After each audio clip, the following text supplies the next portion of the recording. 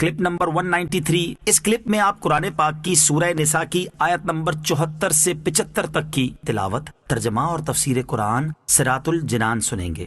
بسم اللہ الرحمن الرحیم۔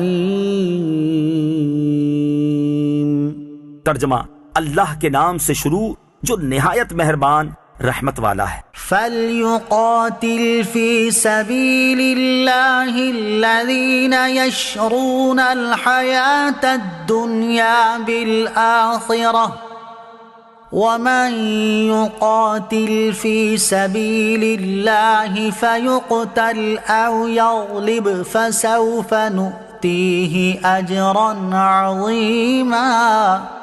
ترجمہ، پس جو لوگ دنیا کی زندگی کو آخرت کے بدلے میں بیچ دیتے ہیں، انہیں چاہیے کہ اللہ کی راہ میں لڑیں، اور جو اللہ کی راہ میں لڑے پھر شہید کر دیا جائے یا غالب آ جائے تو ان قریب ہم اسے بہت بڑا ثواب عطا فرمائیں گے۔ فَلْيُقَاتِلْ فِي سَبِيلِ اللَّهِ، تو اللہ کی راہ میں لڑنا چاہیے۔ یہاں اہل ایمان کا بیان ہے کہ جن لوگوں کی نگاہیں آخرت کی زندگی پر لگی ہوئی ہیں اور وہ آخرت کی خاطر دنیا کی زندگی قربان کرنے کو تیار ہیں، انہیں اللہ عز و جل کی راہ میں لڑنا چاہیے، اور اس میں دنیاوی نفع کا ہرگز خیال نہ کرے، بلکہ ان کا مطلوب و مقصود اللہ عز و جل کی رضا، دین اسلام کی سربلندی اور حق کا بول بالا ہونا چاہیے۔ جب اس نیت سے کوئی جہاد کرے گا تو وہ شہید ہو جائے یا بچ کر آ جائے، دونوں صورتوں میں بارگاہ الہی میں مقبول ہو جائے گا اور اللہ عز و جل کی بارگاہ میں عظیم اجر کا مستحق ہوگا۔ حضرت انس بن نضر رضی اللہ تعالیٰ عنہ کا جذبہ شہادت۔ حضرت انس بن مالک رضی اللہ تعالیٰ عنہ فرماتے ہیں، میرے چچا حضرت انس بن نضر رضی اللہ تعالیٰ عنہ غزوہ بدر میں نہ جا سکے۔ انہوں نے نبی کریم علیہ الصلوۃ والسلام سے عرض کی، آپ صلی اللہ تعالیٰ علیہ وسلم نے مشرکین سے جو پہلی جنگ کی تھی میں اس میں حاضر نہ ہو سکا، اگر اب اللہ عز و جل نے مجھے کسی غزوے میں شرکت کا موقع دیا تو اللہ تعالیٰ دکھا دے گا جو میں کروں گا۔ پھر جب غزوہ احد کا موقع آیا تو کچھ لوگ بھاگنے لگے۔ حضرت انس بن نضر رضی اللہ تعالیٰ عنہ نے عرض کی، اے میرے پروردگار، ان بھاگنے والوں میں جو مسلمان ہیں میں ان کی طرف سے معذرت خواہ ہوں، اور جو مشرک ہیں میں ان سے بری ہوں۔ پھر آپ رضی اللہ تعالیٰ عنہ تلوار لے کر میدان جنگ کی طرف دیوانہ وار بڑھے۔ راستے میں حضرت سعد بن معاذ رضی اللہ تعالیٰ عنہ سے ملاقات ہوئی تو فرمایا، اے سعد، جنت اس پاک پروردگار کی قسم جس کے قبضہ قدرت میں میری جان ہے، میں احد پہاڑ کے قریب جنت کی خوشبو محسوس کر رہا ہوں۔ حضرت سعد فرماتے ہیں، جیسا کارنامہ انہوں نے سر انجام دیا ہم ایسا نہیں کر سکتے۔ حضرت انس رضی اللہ تعالیٰ عنہ فرماتے ہیں، ہم نے انہیں شہیدوں میں اس حال میں پایا کہ ان کے جسم مبارک پر تیروں، تلواروں اور نیزوں کے 80 سے زائد زخم تھے، آپ کے اعضاء جگہ جگہ سے کاٹ دیے گئے تھے۔ آپ رضی اللہ تعالیٰ عنہ کو پہچاننا بہت مشکل ہو چکا تھا، آپ کی ہمشیرہ نے آپ کو انگلیوں کے نشانات سے پہچانا۔ وَمَا لَكُمْ لَا تُقَاتِلُونَ فِي سَبِيلِ اللَّهِ وَالْمُسْتَضْعَفِينَ مِنَ الرِّجَالِ وَالنِّسَاءِ وَالْوِلْدَانِ الَّذِينَ